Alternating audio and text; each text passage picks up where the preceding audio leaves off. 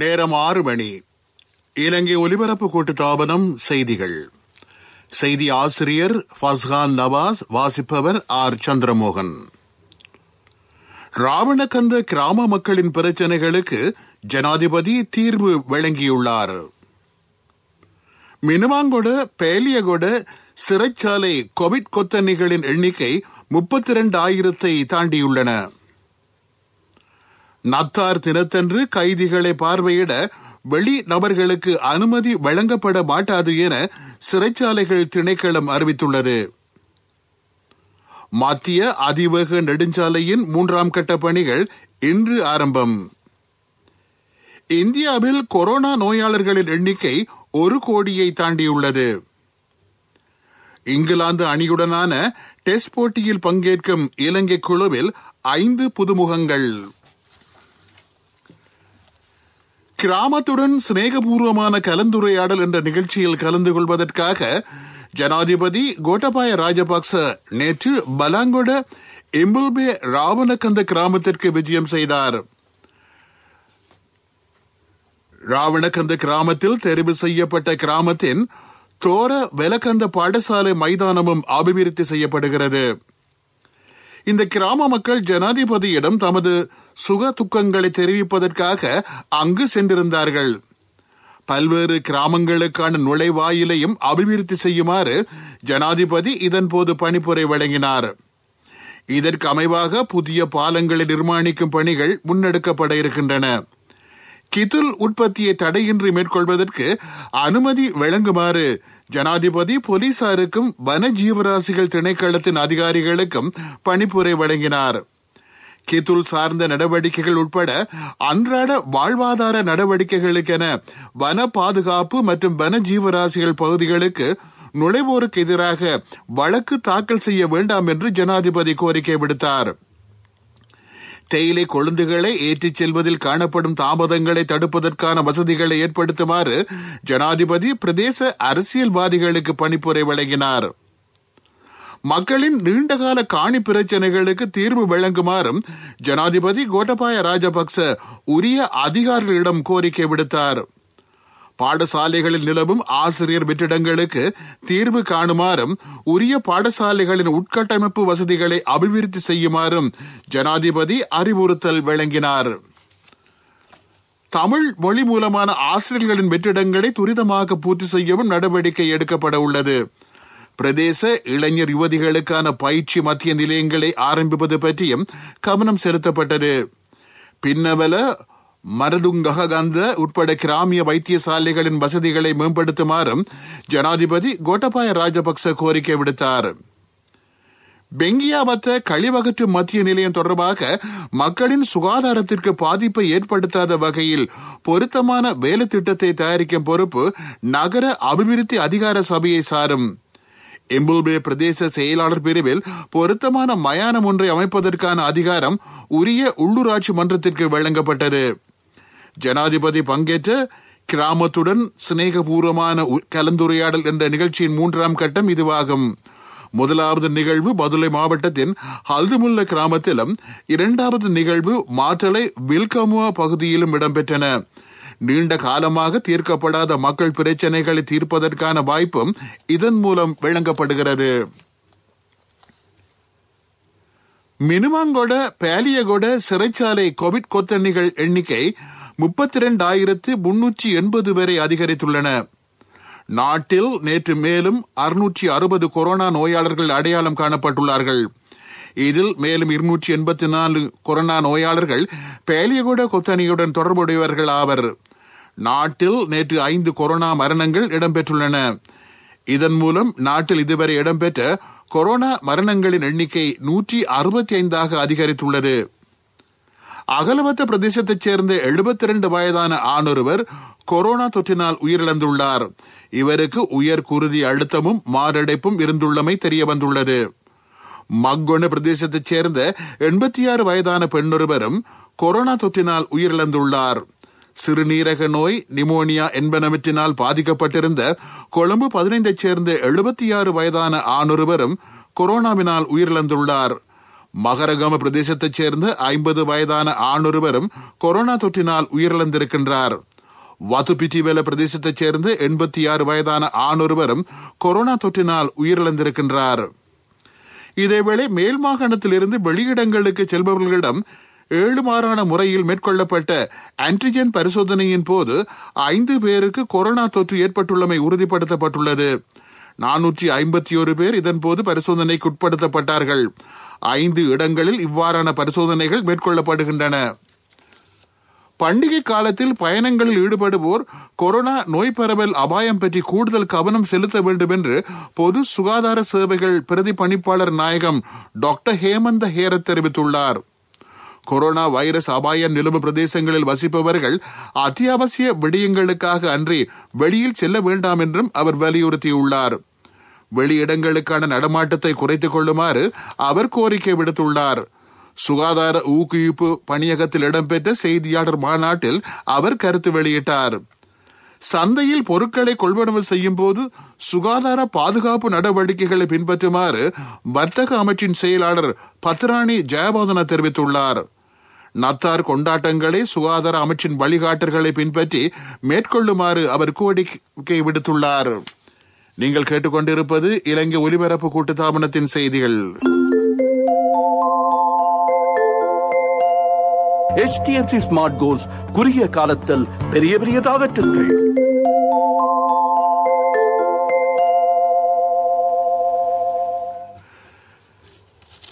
எதிர்வரும் நத்தார் தினத்தன்று கைதிகளை சந்திப்பதற்கு வெளிநபர்களுக்கு அனுமதி அளிக்கப்பட மாட்டாது என சிறைச்சாலைகள் திணைக்களம் அறிவித்துள்ளது. கொரோனா வைரஸ் பரவலை கருத்தில் கொண்டு இந்த தீர்மானம் எடுக்கப்பட்டுள்ளது. புலனாய்வு அதிகாரிகளிடமிருந்து பெற்றுக் கொள்ளப்பட்ட தகவல்களுக்கு அமைவாகவே மோட்டார் வாகன போக்குவரத்து திணைக்களத்தின் 600க்கும் அதிகமான ஊழியர்களுக்கு இடமாற்றம் வழங்கப்பட்டுள்ளதாக ராஜாங்க அமைச்சர் டிலும் அமுனுகம தெரிவித்துள்ளார். மோட்டார் வாகன போக்குவரத்து திணைக்களத்தின் செயற்பாடுகள் பற்றி கடந்த 12 மாதங்களாக புலனாய்வு துறை அதிகாரிகளின் ஒத்துழைப்போடு மேற்பார்வை நடவடிக்கைகள் மேற்கொள்ளப்பட்டதாகவும் அவர் கூறினார். இந்த தீர்மானத்திற்கு எதிராக திணைக்களத்தின் ஊழியர்கள் எதிர்ப்புகளை தெரிவிக்க ஆரம்பித்துள்ளார்கள். ஆனால் இவ்வாறான நடவடிக்கைகளின் மூலம் இந்த தீர்மானத்தை மாற்ற முடியாது என்றும் அவர் வலியுறுத்தினார்.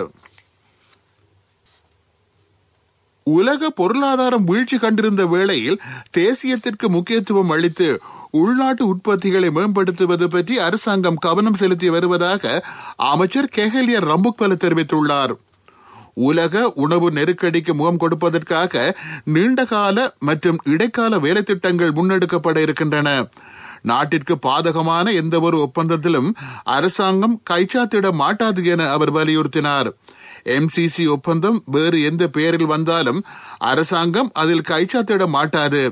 நாட்டின் தற்போதைய நிலைக்கு அமைய ஊடகங்களுக்கான சுய ஒழுங்குறுத்தல் அவசியமாகும். திங்கட்கிழமை இது தொடர்பான பேச்சுவார்த்தை நடத்தப்பட உள்ளது. Facebook உட்பட சமூக வலைதளங்களை பதிவு செய்யும் வேலை திட்டமும் ஆரம்பிக்கப்படும் என்று அமைச்சர் கெஹலிய ரம்புக்வெல வலியுறுத்தினார். அரச நத்தார் தின வைபவம் குருநாகல் மல்கடுபாபா புனித ஃபட்டிமா தேவாலயத்தில் இன்று காலை 9:30 இடம்பெற உள்ளது. பிரதமர் மஹிந்த ராஜபக்ச நிகழ்வில் பிரதம அதிதியாக கலந்து கொள்வார். கொழும்பு மாநகர சபைக்கு உட்பட்ட பல்வேறு பகுதிகளுக்குமான 18 மணித்தியால நீர்வெட்டு இன்று காலை 9 மணி தொடக்கம் அமுல்படுத்தப்படும் என்று தேசிய நீர் வழங்கல் வடிகால் அமைப்பு சபை அறிவித்துள்ளது. இன்று காலை 9 மணி தொடக்கம் நாளை அதிகாலை 3 மணி வரையிலான காலப்பகுதியில் கொழும்பு 1, கொழும்பு 2, கொழும்பு 10, கொழும்பு 12 ஆகிய பகுதிகளுக்கான நீர் விநியோகம் தடைப்படும் என சபை அறிவித்திருக்கிறது. கொழும்பு 3, கொழும்பு 4, கொழும்பு 7, கொழும்பு 8, கொழும்பு 9 ஆகிய பகுதிகளுக்கான நீர் விநியோகம் குறைந்த அழுத்தத்தில் இடம்பெறும் என சபை அறிவித்திருக்கின்றது.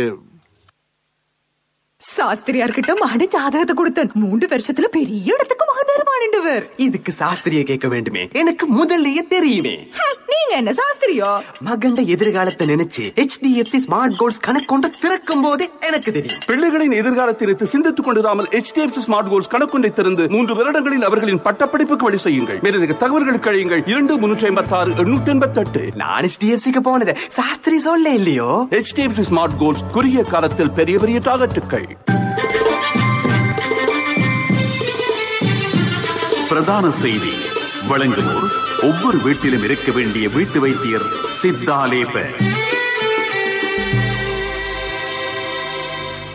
மனை பொருளாதாரத்தை அபிவிருத்தி செய்வதற்கென மாதாந்தம் 1 பில்லியன் ரூபாய் ஒதுக்கப்பட்டு வருவதாக வறுமை ஒழிப்பு மற்றும் பொருளாதார மறுமலர்ச்சி தொடர்பான ஜனாதிபதி செயலணியின் தலைவர் பெசில் ராஜபக்ச தெரிவித்துள்ளார்.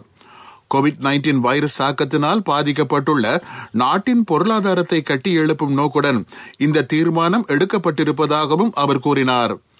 ஊவா மாகாணத்தின் பிரதிநிதிகளுடன் இடம்பெற்ற சந்திப்பில் அவர் இது பற்றி கருத்து வெளியிட்டார். பதுளையில் அமைந்துள்ள ஊவா பல்கலைக்கழக கேட்போர் கூடத்தில் இந்த சந்திப்பு இடம்பெற்றது.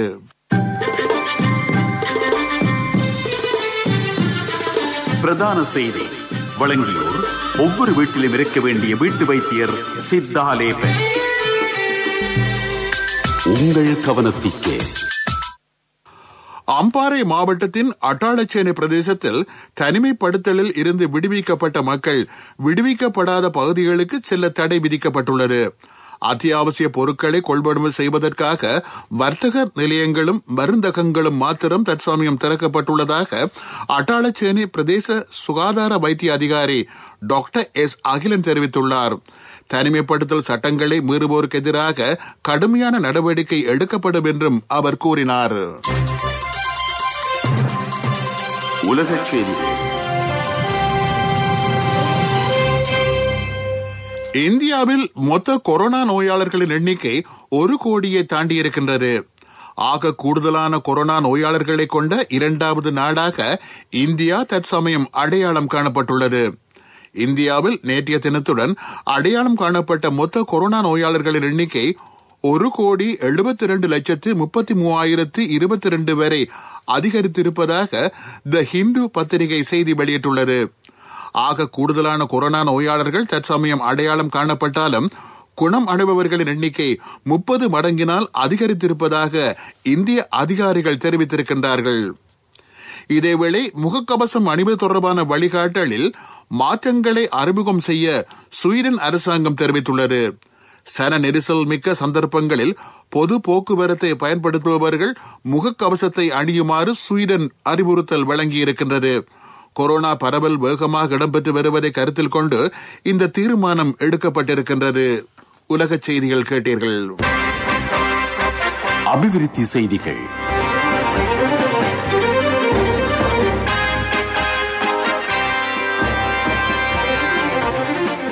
மத்திய அதிவேக நெடுஞ்சாலையின் 3ஆம் கட்ட நிர்மாண பணிகள் இன்று ஆரம்பிக்கப்பட இருக்கின்றன. புத்துகரையில் இருந்து கலகிதர வரையிலான பகுதி இதன் கீழ் நிர்மாணிக்கப்பட இருக்கின்றன.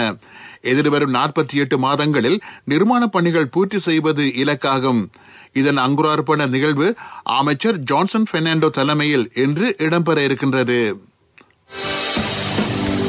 விளையாட்டுச் செய்திகள். இங்கிலாந்து கிரிக்கெட் அணியுடன் இடம்பெறவுள்ள 2 டெஸ்ட் போட்டிகளில் பங்கேற்கும் அணியின் வீரர்களை இலங்கை அணி அறிவித்திருக்கிறது. 5 புதுமுகங்கள் உட்பட 22 வீரர்களை உள்ளடக்கிய குழாம் அறிவிக்கப்பட்டுள்ளது. மினோத் பானுகா, சந்தோஷ் குணத்திலக்க, வனிந்து அசரங்க, அசித்த பெர்னாண்டோ, தில்ஷான் மதுசங்க ஆகியோர் இந்த குழாமில் இடம்பெற்றுள்ளார்கள். 2 போட்டிகளை கொண்ட இந்த சுற்றுத்தொடர் ஜனவரி மாதம் 14ஆம் தேதி ஆரம்பமாகிறது. 2 போட்டிகளும் காலி சர்வதேச மைதானத்தில் இடம்பெறும்.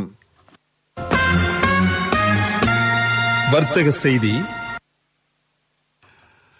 நாட்டின் பிரதான விமான நிலையம் திறக்கப்பட்டதன் பின்னர் கூடுதலான சுற்றுலா பயணிகளை கவர்ந்தெழுப்பது பற்றி கவனம் செலுத்தப்பட்டிருப்பதாக சுற்றுலாத்துறை அமைச்சு அறிவித்திருக்கின்றது.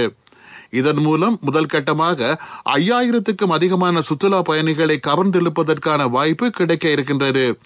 சுகாதார வழிகாட்டல்களுக்கு அமைய சுற்றுலா பயணங்களுக்கான வசதிகளை வழங்கவும் அமைச்சு எதிர்பார்த்துள்ளது. பொருளாதார செய்திகள் அனுசரணை. இன்றே மாறிடு ரியல் டைம். அதிகம் சேமிக்க LOLC ரியல் டைம். அதிக கட்டணம் டிரான்சாக்ஷனுக்கு சேமிப்பு இப்போ இலகு. கொடுப்பனதுக்கு பகல் இரவு நோ ப்ராப்ளம்.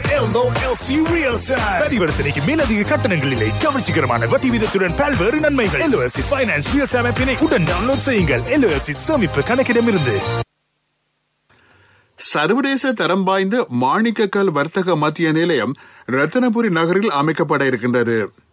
இதன் மூலம் ஒரே இடத்தில் சகல வகைகளையும் சேர்ந்த மாணிக்க கற்களை கொள்வனவு செய்வதற்கான வாய்ப்பு இதன் மூலம் வர்த்தகர்களுக்கு கிடைக்க இருக்கிறது.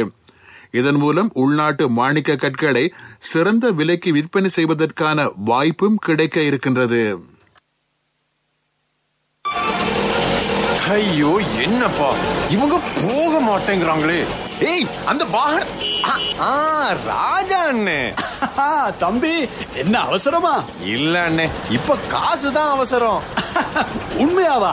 காசு அவசரம்னாலும் தம்பி அவசரப்படாதீங்க. எந்த ஒரு LOLC ஃபைனான்ஸ் கிளையிலும் 3-வீல் புத்தகத்தை வச்சு காசை வாங்கி கொள்ளுங்க. LOLC ஃபைனான்ஸ் வீல் புத்தகத்துக்கு கேஷ், 3-வீல் புத்தகத்துக்கு உடனடியாக கையில் கேஷ். காலநிலை அறிக்கை.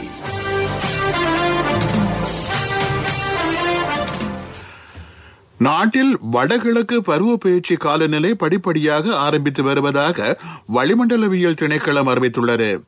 வடக்கு, கிழக்கு, வடமத்திய, ஊவா மாகாணங்களிலும் மாத்தளை மாவட்டத்திலும் மழை அல்லது இடியுடன் கூடிய மழை பெய்யலாம். ஹம்பாந்தோட்டை மாவட்டத்தின் பல இடங்களில் மழை பெய்யும் சாத்தியம் காணப்படுகிறது. சப்ரகமுவ மாகாணத்திலும் காலி, களுத்துறை, மாத்தறை மாவட்டங்களிலும் 100 மில்லிமீட்டர்களுக்கும் அதிகமான மழை பெய்யும் சாத்தியம் காணப்படுவதாக திணைக்களம் வெளியிட்டுள்ள அறிக்கையில் குறிப்பிடப்பட்டுள்ளது. காலநிலை அறிக்கை. மீண்டும் தலைப்புச் செய்திகள். ராவணக்கந்த கிராம மக்களின் பிரச்சினைகளுக்கு ஜனாதிபதி தீர்வு வழங்கியுள்ளார். மினுவாங்கொடு, பாலியகொடு சிறைச்சாலை கோவிட் கொத்தணிகளின் எண்ணிக்கை 32,000 தாண்டியுள்ளன. நத்தார் தினத்தன்று கைதிகளை பார்வையிட வெளிநபர்களுக்கு அனுமதி வழங்கப்பட மாட்டாது என சிறைச்சாலைகள் திணைக்களம் அறிவித்துள்ளது. மத்திய அதிவேக நெடுஞ்சாலையின் 3ஆம் கட்ட பணிகள் இன்று ஆரம்பம். இந்தியாவில் கொரோனா நோயாளர்களின் எண்ணிக்கை 1 கோடியை தாண்டியுள்ளது.